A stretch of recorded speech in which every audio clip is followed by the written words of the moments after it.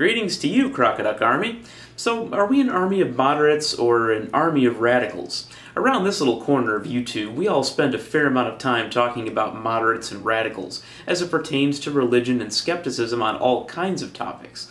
The topics have ranged over the years from Islam to Christianity, to politics, to the views of various famous atheists, and now the last couple of years, the big new debate has been about the views of various feminists, and which ones are moderate or radical.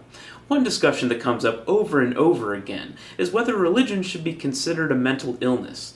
I think that idea qualifies as radical, which, by the way, definitely doesn't necessarily make it wrong. And in this particular case, well, yeah, it's wrong, and I can explain exactly why. A big part of the definition of mental illness is how unusual or personally debilitating a thought or behavior is. There are a lot of traits of the human brain that make us very susceptible to believing in creation myths and gods. If you've ever seen or read anything on the subject, you'll understand why it's so easy for humans to be religious. One of my personal favorites that touches on the subject is The Power of Myth by Joseph Campbell. It's easy to imagine our early human ancestors killing animals and wanting to give thanks to something in order for future hunts to be successful. Humanity craves answers and looks for agency everywhere, a cause for everything, and we'll make one up if we can't find a smoking gun. If you think being religious is a mental illness, then maybe you can explain the nuances of how someone could be considered mentally ill because they believe a set of what are often very attractive and comforting propositions, where other comforting propositions somehow don't qualify. But Zaunstar, religion isn't comforting, it's full of damaging lies. I agree, of course, that a lot of dogma is very damaging to people, but remember, a majority of atheists were believers at one time too. To see religion this way now as an atheist is easy because we're outside of that system. If you see religion as a mental illness, I would ask you how you so quickly forgot the thought processes of your past.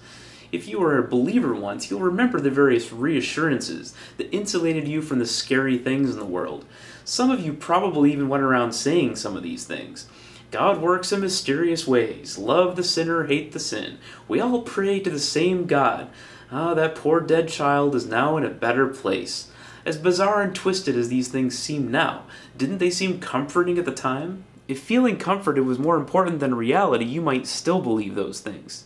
Every radical belief that leads to extremism, from terrorism to the Westboro Baptist Church, is built upon lies people tell themselves. And these lies don't have to get into the human brain through any sort of special means. If you grow up with it as the truth in your community, it's hard to imagine how difficult it is for you to break free from it. And I find the forced grouping of a large number of people into some category like this as incredibly anti-human. This includes the religious people are mentally ill argument, and the moderates are just as bad as extremists argument. This is the argument made by nearly any terrorist group you could cite to kill anyone they can reach.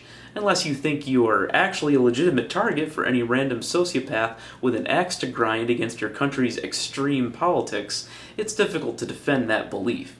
When you buy religion as a mental illness, you're both insulting those with an actual mental illness and showing a very poor understanding of what religion actually is. I'm not asking you to be easy on religion, I'm only asking you to be fair to your fellow humans.